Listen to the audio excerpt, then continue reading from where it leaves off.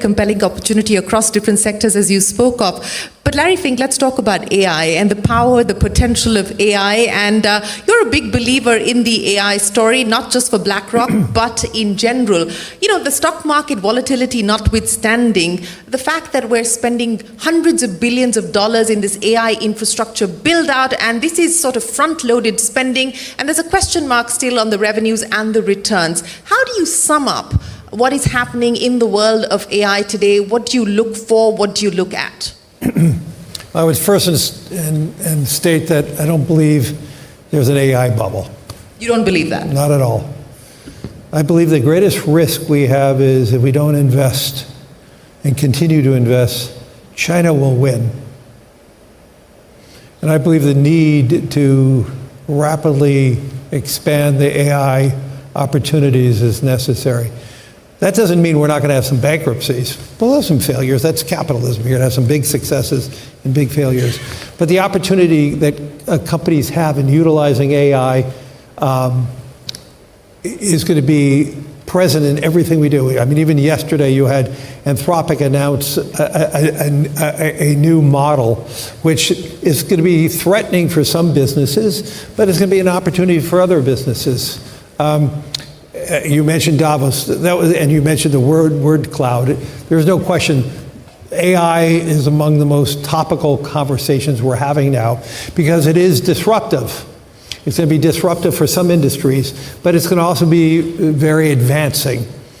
I mean, the future of AI in terms of drug discovery, in terms of humanity, is real.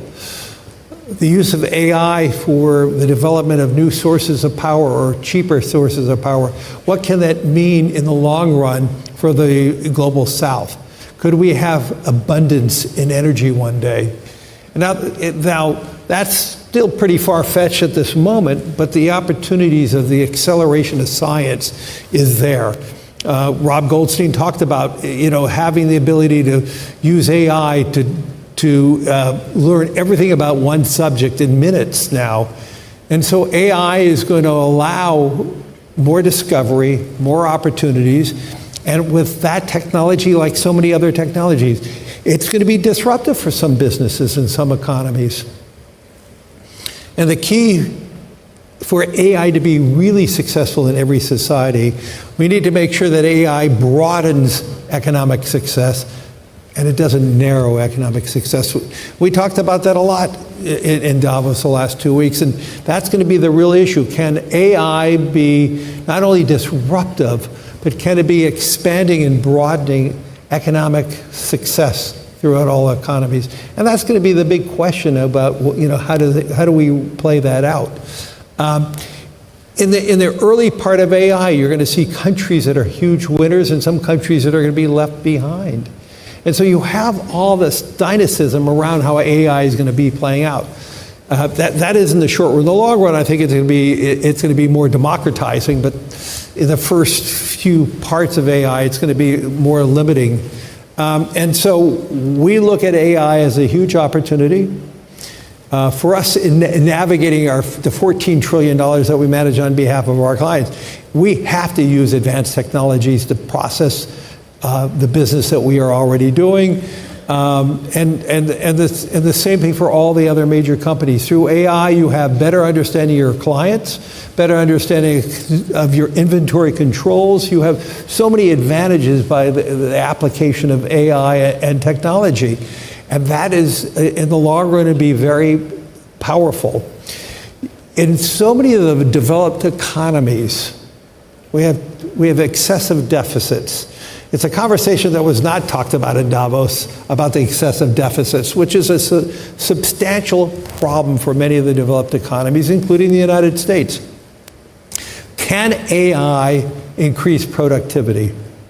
And if so, can we increase GDP with a diminishing population?